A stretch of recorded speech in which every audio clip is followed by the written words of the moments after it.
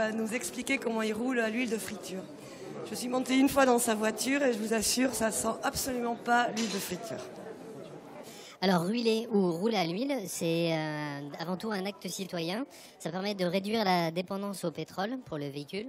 Ça permet de désengorger les stations d'épuration de l'huile de friture usagée. Et ça permet de recycler un produit localement en le récupérant et le traitant localement. Donc, en Europe, il existe une directive 2003/30/CE qui permet l'utilisation de l'huile végétale en tant que carburant. Malheureusement, en France, ce droit n'a pas été porté. Et donc, en fait, ce qu'on peut faire, c'est un peu de la désobéissance civile en s'appuyant sur les articles 122, 5 et 7 du Code pénal qui parle de l'état de nécessité et permet de contourner un petit peu la loi, en fait. Donc, ça, c'est une installation pour faire le filtrage.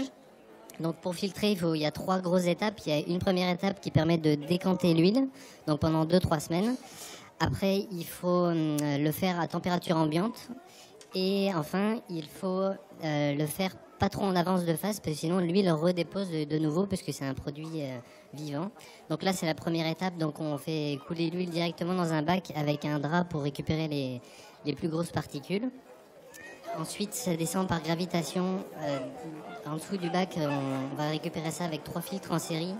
Genre des filtres de piscine avec des cartouches comme on voit sur la photo. Donc il y a des filtres 25, 5 microns et 1 micron. Donc il faut filtrer au plus fin possible. Donc à la finale on récupère l'huile qu'on met directement dans le réservoir. Après il y a 2 façons d'utiliser l'huile, soit en monocarburation, soit en bicarburation. Donc la monocarburation, c'est quand on mélange directement dans le réservoir de gasoil. Donc on peut faire un mélange à 30% pendant l'hiver et plus 50-70% l'été.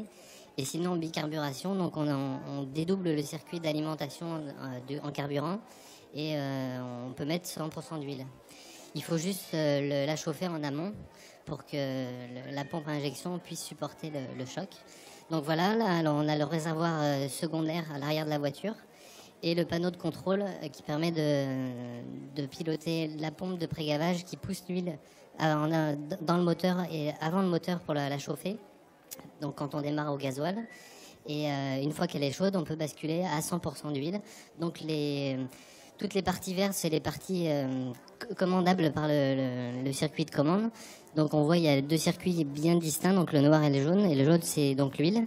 Une fois que le moteur est chaud, on peut basculer via les 2 électrovannes en amont et en aval de la pompe à injection, basculer à l'huile et rouler à 100%. Donc sur le moteur, ça donne ça. Donc il y a les 2 électrovannes, donc comme je parlais tout à l'heure. Donc pour pouvoir basculer à l'huile. Et il y a une sonde de température pour toujours contrôler qu'on soit aux alentours de 80 degrés. Et on rajoute aussi un filtre pour les petites particules qui pourraient se promener encore.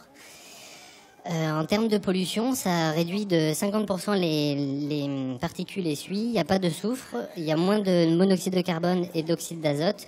Et en plus, le rendement énergétique est nettement meilleur que le gasoil, comme on peut constater. Donc le gasoil, ça fait 0,9 et l'huile de friture, on arrive à des rendements de 16, ce qui est nettement meilleur. Donc voilà, merci beaucoup.